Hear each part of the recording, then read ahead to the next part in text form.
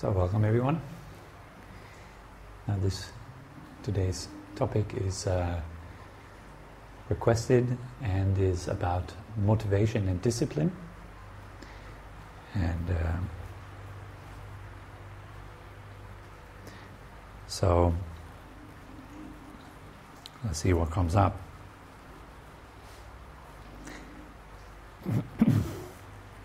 Now, some people say that motivation and discipline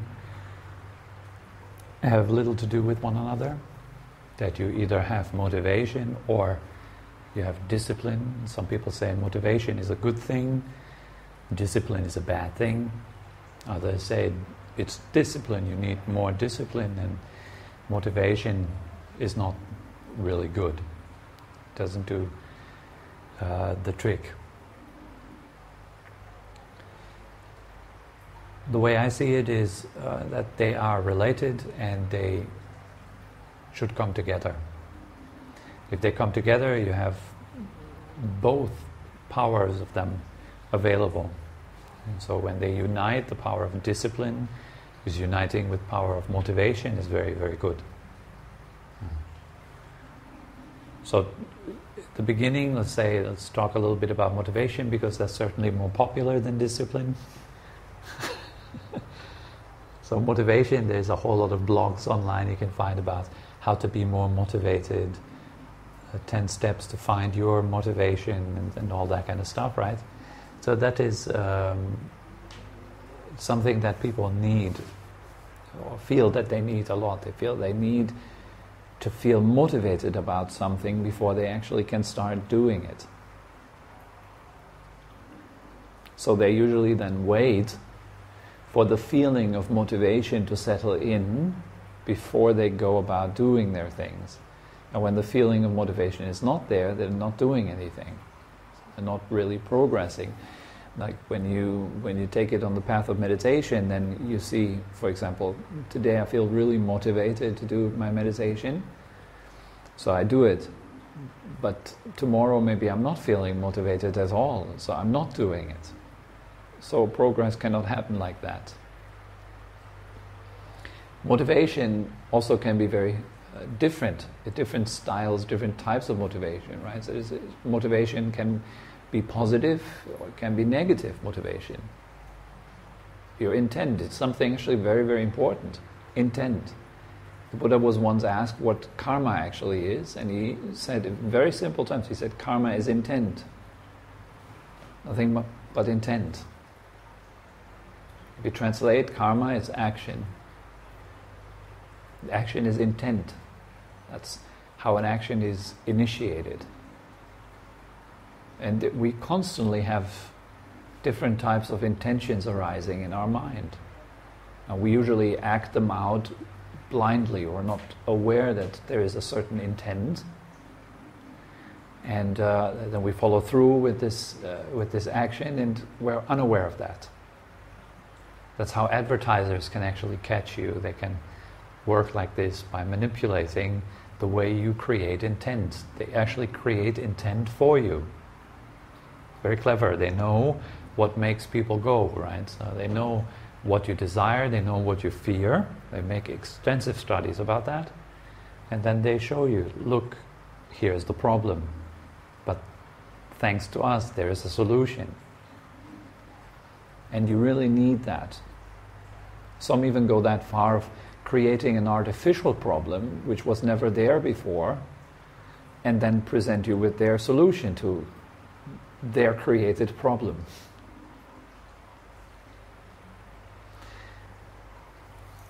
So that creates a motivation in us. Let's say a wholesome motivation leads to happiness right now and in the future. An unwholesome, negative motivation leads to unhappiness now and in the future, for yourself and for others.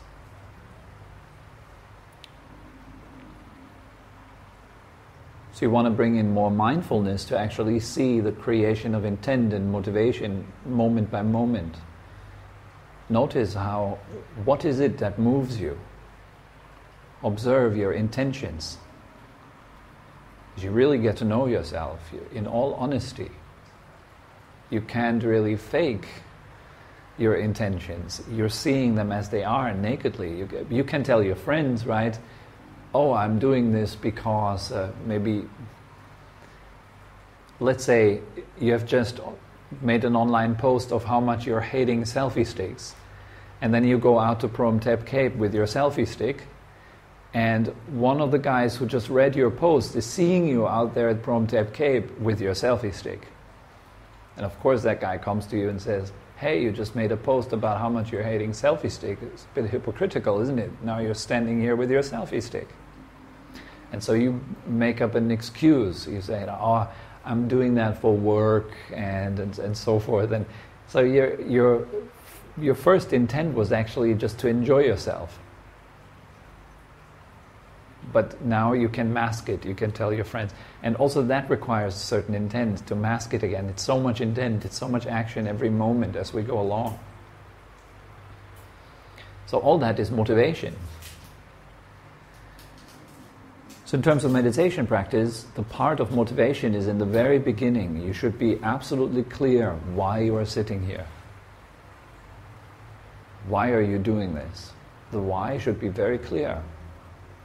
If there is no why, then motivations are usually quite mixed up.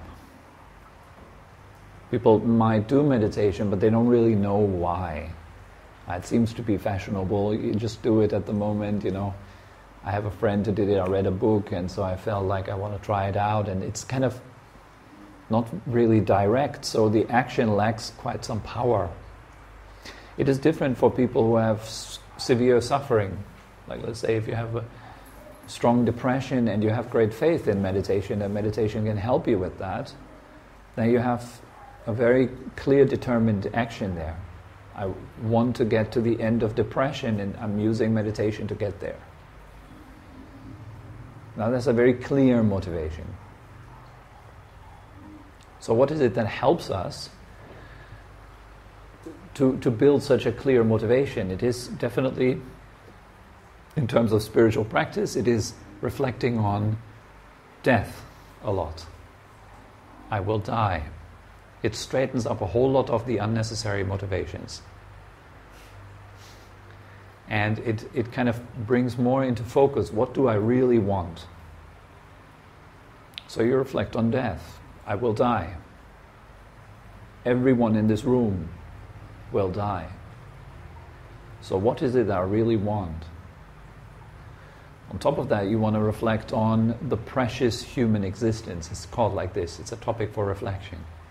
Precious human existence. Why is it precious? Because you're endowed with a great, fantastic gift that not many people have. You might not be aware of it right now, but I assure you, you have it. And it's the very reason that you're sitting here. Is the interest to look at yourself. That's what essentially makes this human existence precious. Not many people have that interest. We're very interested in looking at objects and stuff around us and in our life. There's absolutely no doubt. You just go around, you go into a shopping mall, you go into a working place, you just go out on the street and you see that people are engaged in conversation about other things. About the past, about the future, about what they're going to do, their hopes, their fears. It's all about not looking at myself right now as I am. But people who have interest in a spiritual practice and in a genuine, honest, authentic spiritual practice, very rare. Even more rare is people who actually practice. And I mean really practice with discipline. It's even more rare. There's a lot of people who are interested, you can say. There's only very few people who really do the work. And amongst those, even fewer people actually attain results. And amongst those, even fewer people go all the way and let go completely. As Ajahn Chah puts it very nicely, he said, die before you die. This is what meditation is all about. You die before you die. To completely, utterly letting go of everything. You start by letting go of this, of that, and you recognize, it's nice. And so you let go more and more, and it's nicer and nicer. You become lighter and lighter, more unbound, more and more free. Less and less stressed, less and less bothered. So your motivation grows as well. Well, let go more and more. So motivation is also something that grows. You're not starting off with the perfect motivation. If you would expect that, then you would create an obstacle for yourself, which leads to frustration. I'm not motivated enough. I can't find the right motivation. Do you have a little bit of motivation? Good, start with that. What's your motivation? Why do you sit here? Contemplate. Why do you listen to this? Contemplate. Reflect. Look at yourself honestly. Why are you here? Good friend of mine is Andy. He's asking this question usually before he starts session. Why are you here? What do you want? Is it just to get rid of a temporary problem? Is it to really get to know yourself on a deeper level? Is it to transcend suffering? Is it to get a bit happier? Better relationships? What is it? Make that clear and then work from that point onwards. And so this is the importance of motivation. You know why you're doing it. You have a purpose. A motivation means you're having a purpose. Having a purpose is very powerful for a human being. Having no purpose, you have no power. You have power, but there's no direction to it. To give it maybe an example of what motivation does, you can say you have a lot of sun rays, but if you put a magnifying glass underneath it, they're bundled into one point. And then they unfold power. They start to burn that point. Motivation is similar. If you have very strong motivation, you have a real need to do the meditation practice, you will progress swiftly, fast. Motivation, another function of motivation is that it kind of helps you to overcome obstacles in life. For some people who have not a strong motivation, they have an obstacle and they get stuck. No, it's a huge obstacle. There is a big problem. Poor me. And that's that. But people with strong motivation, they don't really see the obstacle. They're like, how do I get beyond that? Where is the door? Where is the gateway? What can I do to get above that? Could I get above that? Who could help me? Like that. So you're immediately trying to figure out how to get around that to the next step. And that gives you the great opportunity to learn with each obstacle, to grow.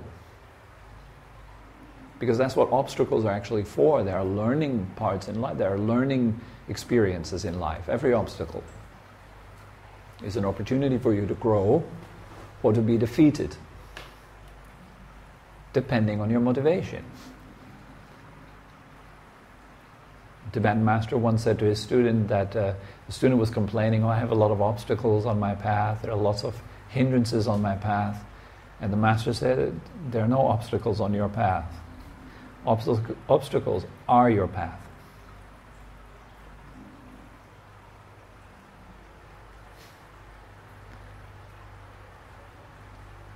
It's a choice that you can make, right? It's a decision you can make. Are you going to be defeated by that obstacle? And most of the time, the obstacles that we have are not even real things. They're just in your head. They're not really stuff that's actually blocking you from walking out of your house and using your arms and your legs and stuff. It's just stuff in our heads. Maybe it's because our culture is too comfortable. We have not so many real problems, so we need to make them up in our head. So we have at least something to worry about, like my past or my future. But right now there's no real problem. I do one step now. Can do another step now. Yes, do another step. Just do it step by step. Just keep going. But if you have no direction, aka motivation, where are you going? You see, there's no power in it. Now that's all about motivation. I think covers motivation quite okay. Now, discipline. This is what you need after you're having a good motivation. After you know why you are going, then you need to basically do it. You know, okay, in order to get out of my depression, I need to do a lot of meditation practice. I need to see a psychologist regularly. Well, however grave it is, you have severe depression, it's good to see a psychologist. Maybe good to eat medication also, for a while. It doesn't have to be for permanent, unless that's your motivation. I want to keep eating medication for the rest of my life, but it might be helpful for some people, definitely. So, do whatever it takes, right? You have this motivation, so you then get started. And then it's about really doing it. The motivation helps you to maintain your discipline, actually. Discipline alone is totally pointless without any direction.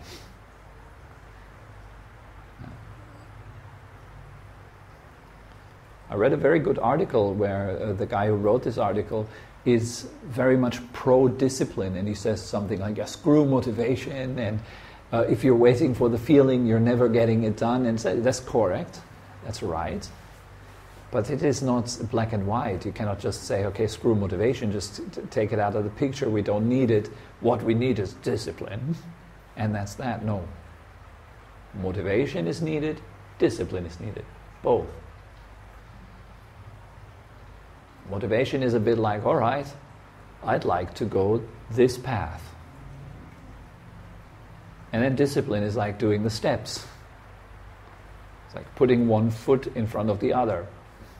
Whether it rains, or there's strong wind, or there's beautiful sunshine, nice weather, doesn't matter. Your task is one task, and one task only, putting one step in front of the other. Not so complicated. The action is rather simple. Just do it. Don't worry about it. Don't complain about it. Do it. Nice slogan of Nike, isn't it?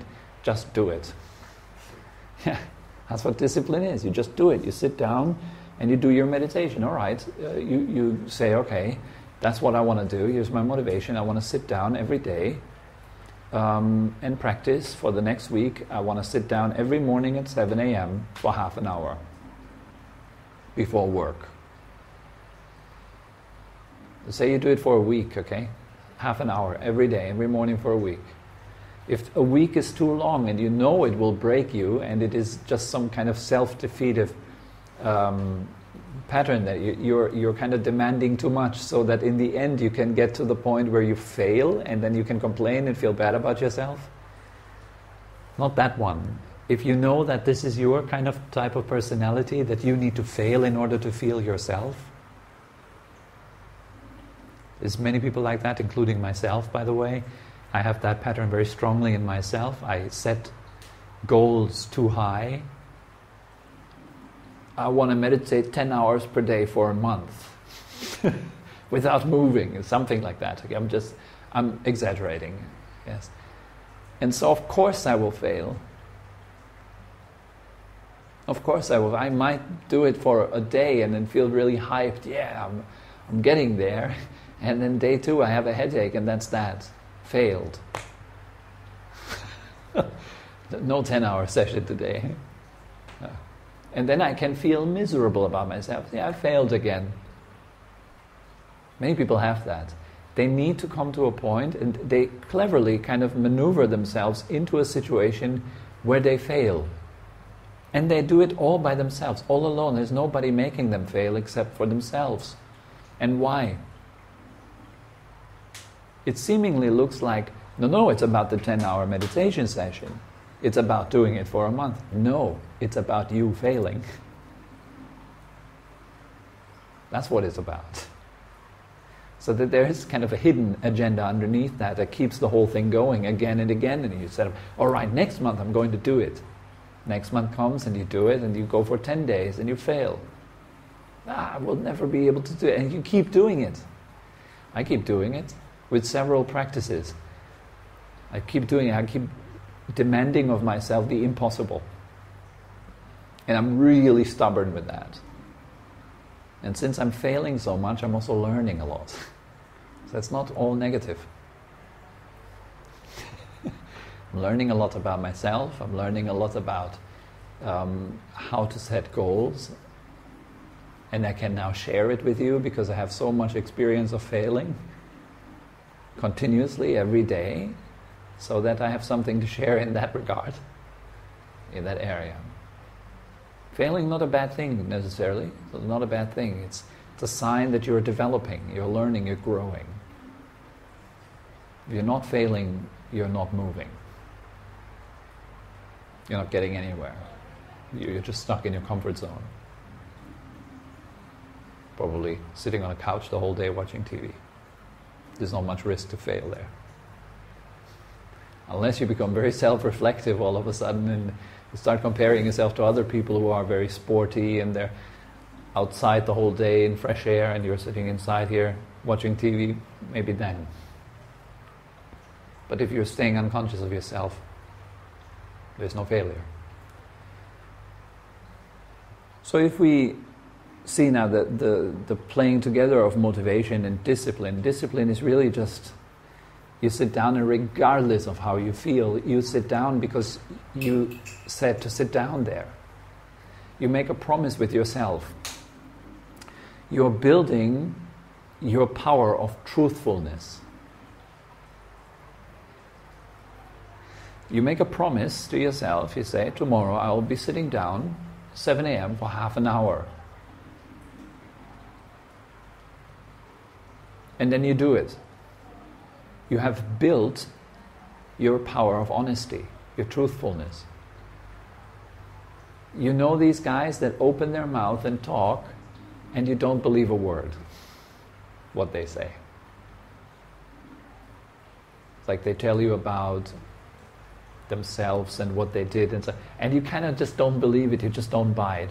This is a result of not having a lot of power of truthfulness, having deceived yourself a lot, having disappointed yourself a lot, having deceived others a lot, disappointed others a lot. It eats away at the power of your truthfulness.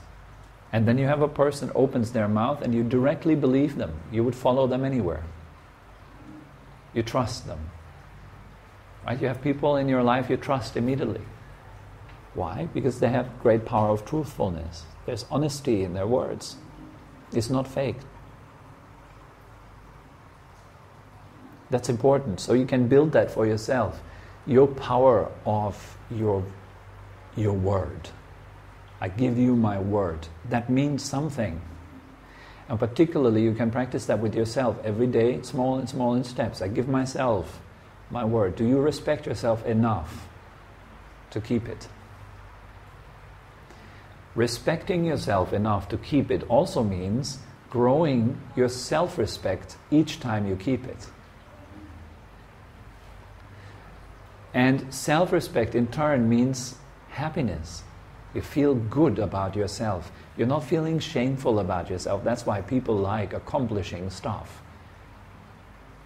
I want to get ripped by the end of next month. And then they go to the gym and start pushing and pumping, and they get ripped by the end of the month. They feel great about themselves. It's just a very standard example. You manage to sit down 1 hour still in your meditation practice without budging, without moving at all.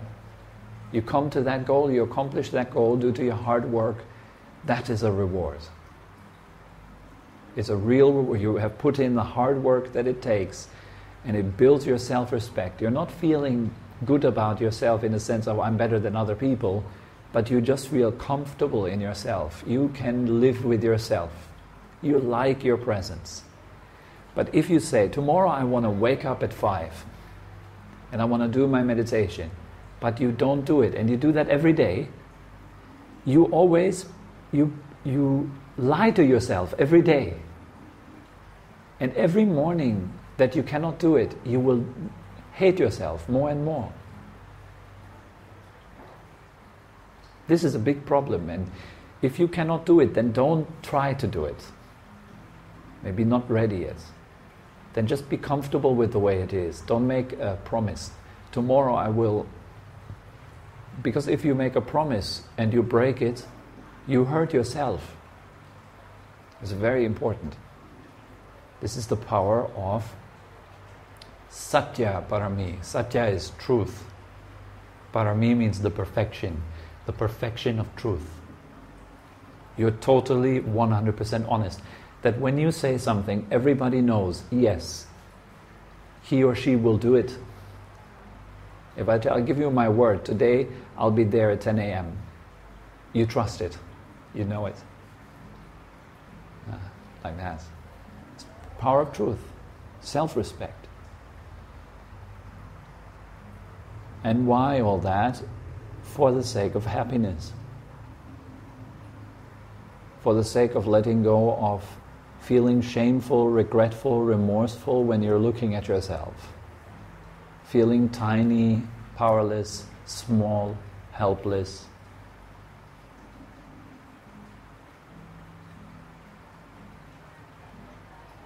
All that can be overcome with persistent training, and one of these trainings is discipline. It's not a bad thing, it is a training that builds self-respect and it builds accomplishment. Without discipline, there's no accomplishment, forget it. There's no meditation without discipline. In meditation itself, you have to sit down, you have to relax, yeah? But that's the discipline. Relax. Don't move your body, but relax. There's pain in the knees, there's pain in the hips. Don't move. Relax, though. What do you do when you die? You can't escape. You can't change your position and say, well, I'd rather not die just yet. What do you do when you're ill? Old age is hitting. There's a lot of pain. What do you do then? You can't escape it. So it's better to be prepared and to really know what to do when there is physical pain. To know what to do when there's emotional challenges in life. People up in your face, your past up in your face, your future up in your face. What do? You need to learn to relax, and that requires discipline. It requires this kind of commitment and continuous repetition of the same thing. That creates a genius. You do the same every day, consistently. That's how you get good at it. It's pretty simple, right? Well, look at the top athletes. They do it even though they have great amounts of pain, so much trouble, so much problems in their life, but they just keep doing it. That's why they are achieving greatness. Everyone knows their name. Mike Tyson. Everyone knows his name. There's a heck of an amount of discipline in what he did in his life.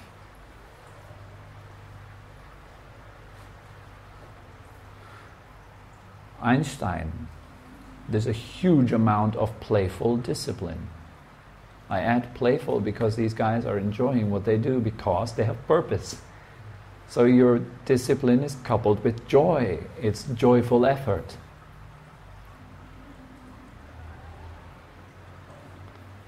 You have a goal and it fires you up. And that's why you can discipline yourself. Even if you feel down sometimes, you still do it because you think of your goal. And that needs to be particularly developed. So each time you sit down before you're doing your meditation, take a few minutes to reflect. Why am I here? What do I want? What am I going to do? Life could be that simple. Right? Yes, we all have problems. No exception. Even the Buddha had problems. It's just the nice thing about our life is that we have a choice of how we are growing with them and how we are helping others by solving our own problems, actually. Because by solving your own problems, you become an inspiration to other people. That's how you can actually help. You come into the position of empowering other people because you have empowered yourself. Okay, I think that is enough for today.